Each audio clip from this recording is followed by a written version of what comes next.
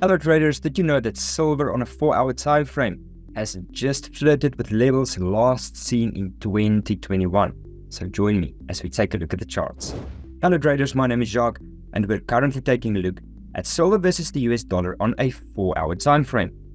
Now, beginning of March, the market broke out of a consolidation and started a gradual uptrend that basically took on quite a bit of momentum around of the end of March, and the market rallied up and basically just fell short of the 30 psychological level. Now, these levels, ladies and gentlemen, were last seen tested in 2020 and 2021. So these are crucial levels. Not only are they very important levels, but it's also a strong psychological level. So usually these round numbers, 30 on the dot, very strong psychological levels. Now, the market rallied up quite strongly, and then we basically saw some rejection of the 30 and the 29 level for silver.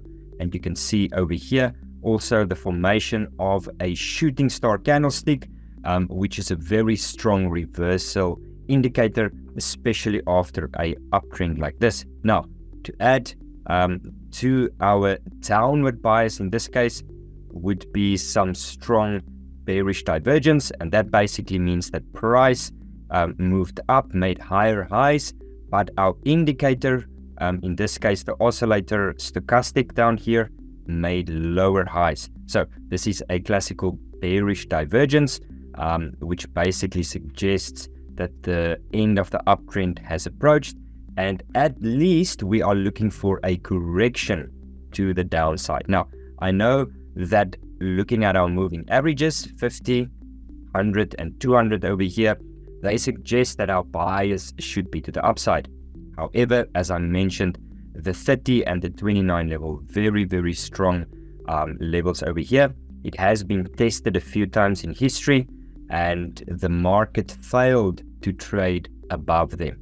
So this will not be an easy task for price to break out of these levels. That would not be easy at this stage. That doesn't mean it cannot happen. Anything can happen, obviously.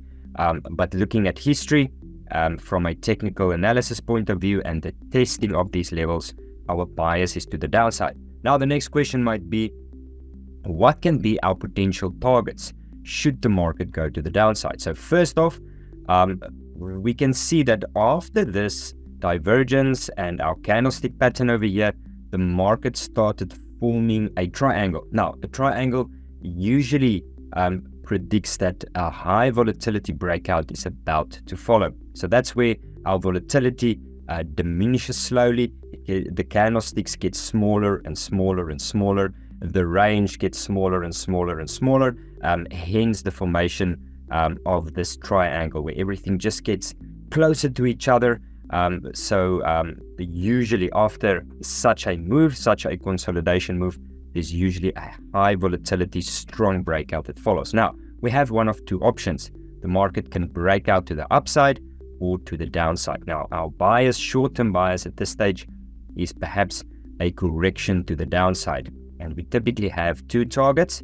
We have the 27 level and we have the 25.837 level. And coincidentally, these levels are more or less in line with the 200 and the 100 period simple moving average. So if we break below the triangle over here with conviction, the first target might perhaps be the 27 level, or perhaps at that stage the moving average. That might also be dynamic support and resistance and a place to close your trade. Or if the momentum persists, we might even see a move down to the 200 period moving average or the 25.837 level. So this will be the case if the market breaks to the downside with some conviction. However, if that doesn't happen and the market breaks to the upside, the first point I would like to mention is that you should be very cautious for bull traps, and that is basically when the market breaks to the upside just fast enough, high enough to draw in a lot of buyers, and immediately after that the market reverses and starts falling down as soon as the liquidity improves. So be aware of some some bull traps over here.